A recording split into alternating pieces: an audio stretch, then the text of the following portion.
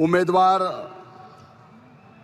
माझ्या भगिनी भारतीय जनता पार्टीच्या राष्ट्रीय चिटणीस माननीय पंकजाताई गोपीनाथराव मुंडे यांच्या प्रचारार्थ आज देशाचे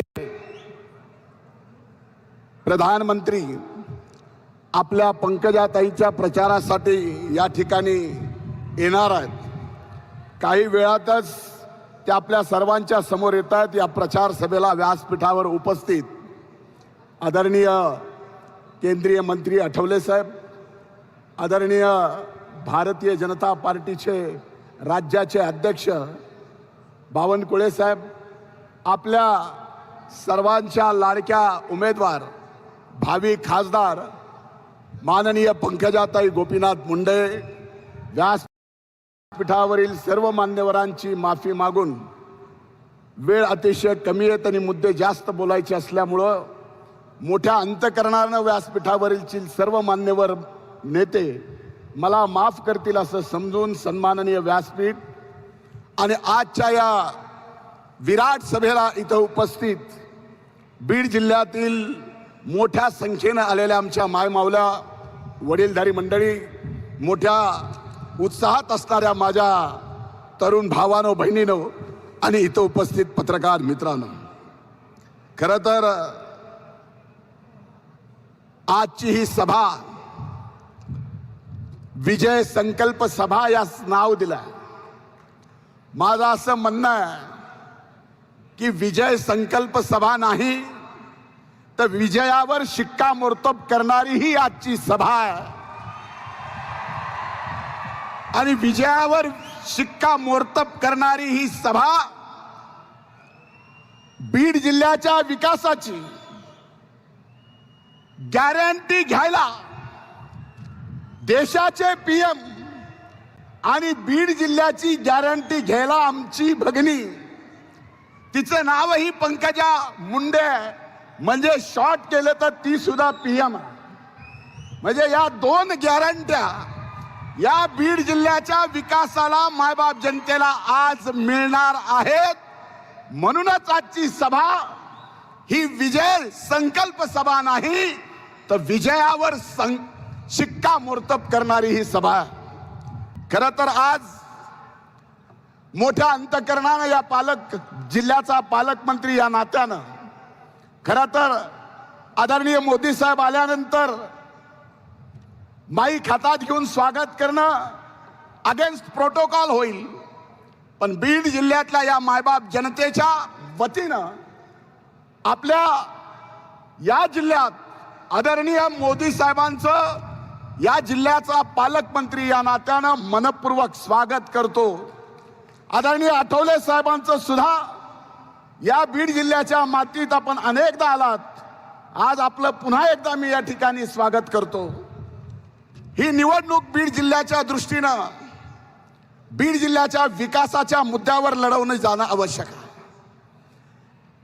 आपल्याला माहिती आहे की आपला हा बीड जिल्हा जो कायम मागासलेला जिल्हा म्हणून ओळख आहे, आपला हा बीड जिल्हा ऊसतोड मजुरांचा जिल्हा म्हणून ओळख आहे। आपल्या या बीड जिल्ह्याची आता मागासलेपण दूर करायचं आहे।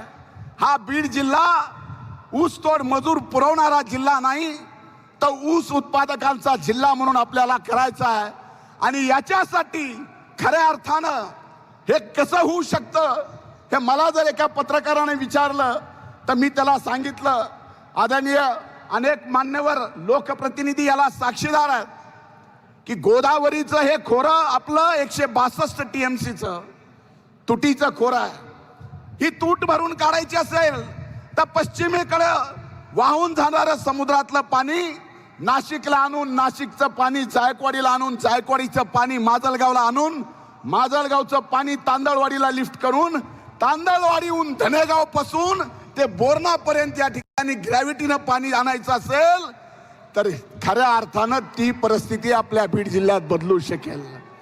आज आपल्याला पाण्याची गरज आहे। या बीड जिल्ह्याचा भौगोलिक इतिहास कदाचित समोरच्या उमेदवाराला माहित नसेल। या बीड जिल्ह्यामध्ये फक्त 1 83 हेक्टर जमीन बागायती आहे.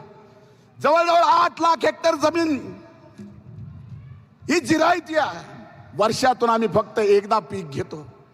म्हणून 70% या बीड जिल्ह्यातली लोक 6 महिने विस्थापित होतात आणि आपला जिल्हा सोडून, आपली माती सोडून दुसऱ्याच्या शेतामध्ये आपल्या मनगटाच्या ताकदीवरती ऊस तोडतात. हा प्रकल्प जर पूर्ण झाला, या प्रकल्पाला महायुती सरकारने तत्वतः मान्यता दिली आहे. 1,17,000 कोटी रुपये या प्रकल्पाला लागणार आहेत. याच्यात 50% केंद्र सरकार उचलणार आहे, 25% राज्य सरकार उचलणार आहे आणि उर्वरित जपानच्या सरकारकडून या ठिकाणी कर्ज म्हणून या प्रकल्पाला मिळणार आहेत. आणि हा प्रकल्प 5 वर्षाच्या आत पूर्ण करायचा असेल तर आजच्या या विजय शिक्कामोर्तब सभेच्या माध्यमातून मोदी साहेब ज्या देशाने ठरवलंय तिसऱ्यांदा या देशाचं प्रधानमंत्री करायचं, त्यांच्या पाठीमागं आपल्या जिल्ह्याचं विकासनभूप नेतृत्व म्हणून पंकजा ताईला या जिल्ह्याचं खासदार म्हणून त्यांच्या पाठीमागं आपल्याला खंबीरपणाने उभं करण्यासाठी पाठवायचं आहे. त्याच्याशिवाय हा विकास होणं शक्य नाही. आज आपल्यापैकी अनेक जण, बावनकुळे साहेब म्हणले की आपण, बावनकुळे साहेब म्हणले की आता टीका करायला वेळ नाही, समोर टीका करायला मुद्दा नाही. ही खरी गोष्ट आहे. इथं अनेक मान्यवर नेते उद्यापासून आपल्या विरोधात प्रचाराला यायलेत आणि आपल्या विरोधात प्रचाराला येत असताना काल काय मंडळी येऊन गेली. आता मी गेवराईच्या सभेत बोललो होतो की समोरचा उमेदवार म्हणतोय की मी शेतकरी पुत्र आहे. मी म्हणलं मी सुद्धा कृषी मंत्री आहे, मलाही बघावं लागेल की हा नेमका शेतकरी पुत्र कशाची शेती करतो, कशाची शेती करतो, कशाची कशाची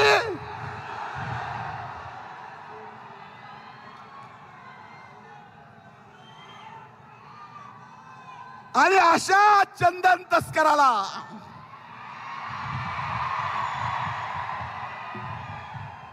या बीड जिल्ह्याच्या मायबाप जनतेने मत द्यावं का न द्यावं ही नक्की बीड जिल्ह्याची जनता विचार करेल. म्हणून आपलं मत वाया घालू नका. आज आपल्याला खऱ्या अर्थानं पंकजा ताईंना ऐतिहासिक मताधिक्यानं विजयी करायचं आहे. जेवढ्या मताची लीड जास्त असेल तेवढा केंद्रातून पैसा आपल्या बीड जिल्ह्याच्या विकासासाठी सुद्धा येईल. आजची ही सभा मोदी साहेबांची योगेश्वरी नगरीमध्ये होतीये. ही होत असताना आज व्यासपीठावर ते नाहीत, पण एक केंद्रीय मंत्री व्यासपीठावर आहेत. त्यांच्या समोर या ठिकाणी सांगतो की आमचा आणखीन एक रेल्वेचा प्रश्न आहे, तो म्हणजे घाटनांदूर ते अंबाजोगाई जोडायचा. ते सुद्धा प्रश्न येणाऱ्या 5 वर्षाच्या काळात या ठिकाणी पूर्ण करणार.